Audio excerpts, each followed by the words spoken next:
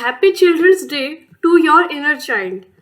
आशा करूंगी कि आपके दिल में वो मासूम बच्चा हमेशा जिंदा रहे। Hello fellas, welcome to अटायरेशन।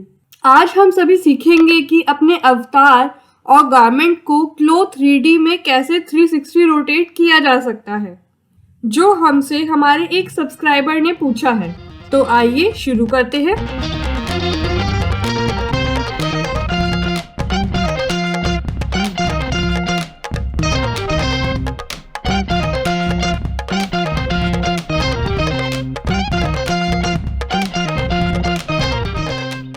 Clo 3D में रोटेशंस दो तरह की होती हैं। पहली, जिसमें 3D इन्वायरमेंट रोटेट किया जा सकता है, और दूसरी जिसमें ऑब्जेक्ट या अवतार मूव करते हैं पर उसकी सराउंडिंग बिल्कुल भी रोटेट नहीं होती है। पहली रोटेशन के लिए आपको प्रॉपर माउस की ज़रूरत है ताकि आप अपने लैपटॉप का माउस खराब ना कर दें। तो इस तरीके के 3 बटन माउस का यूज़ करें। इन्वायरमेंट रोटेट करने के लिए बैकग्राउंड में राइट क्लिक करें और जब आपको इस तरीके का रोटेशन आइकन दिखने लगे तो इसका मतलब है कि आप रोटेशन कर सकते हैं। ये फ्री 360 रोटेशन है, तो आप जहां चाहे इसे मूव कर सकते हैं, पर आपके गारमेंट और अवतार पे कोई भी फर्क नहीं पड़ेगा।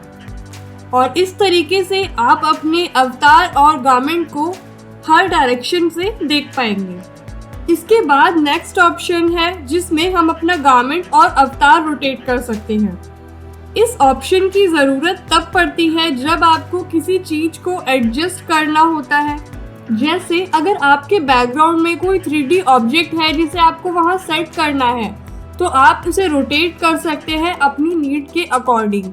या फिर अगर आपको अपने प्रोजेक्ट में कोई भी ट्रिम्स ऐड करनी है तो भी आपका ये रोटेशन ऑप्शन मददगार साबित होता है।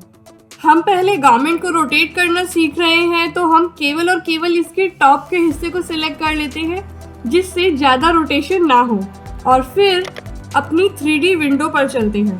अगर आपको आपका गिज़्मो टूल ना दिखाई दे रहा हो तो अपने सिमुलेशन को ऑफ करें और फिर से इस गारमेंट को सिलेक्ट करें।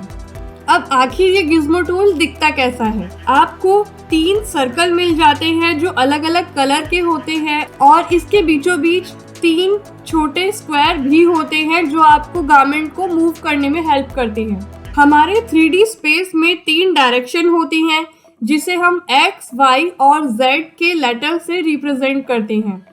तो ये 3 सर्कल हमारी उन डायरेक्शन को ही रिप्रेजेंट करते हैं, और साथ ही ये स्क्वायर्स भी। बस फ़र्क इतना है कि सर्कल आपको रोटेट करने में हेल्प करते हैं और ये स्क्वायर मूव। आप जिस सर्कल की तरफ पॉइंट करेंगे वो सर्कल हाईलाइट हो जाएगा, तो इसका मतलब है आप उसे रोटेट कर सकते हैं। तो आप जिस डायरेक्शन में चाहें इसे मूव कर सकते हैं अपनी नीड के अकॉर्डिंग। इसी तरीके से बीच में जो हमें छोटे स्क्वायर्स दिए हुए हैं, आप उनको भी सिलेक्ट कर सकते हैं और वो अपने आप हाईलाइट हो जाएंगे कि हमारी कौन सी डायमेंशन मूव होने वाली है। चलिए इसे वापस कर लेते हैं और अवतार की रोटेशन देखते हैं। मैंने अपने गारमेंट को हाइड कर लिया है ताकि हमें बाद में कोई भी दिक्कत ना आए। और अब हम अपने गिज़्मो टूल को एक्टिवेट करते हैं, पर वो सिर्फ इस तरह अवतार को सिलेक्ट करके दिखाई नहीं देगा।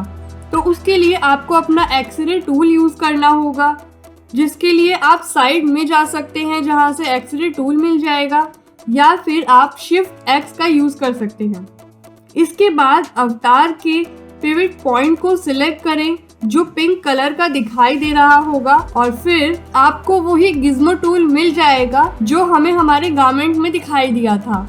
यहाँ पे सेम वही 3 सर्कल्स हैं और वो 3 छोटे स्क्वायर्स। तो आप इन्हें अपनी नीड के अकॉर्डिंग रोटेट कर सकते हैं और साथ ही मूव भी। तो ये थे वो तरीके जो आपके काम को आसान कर सकते हैं।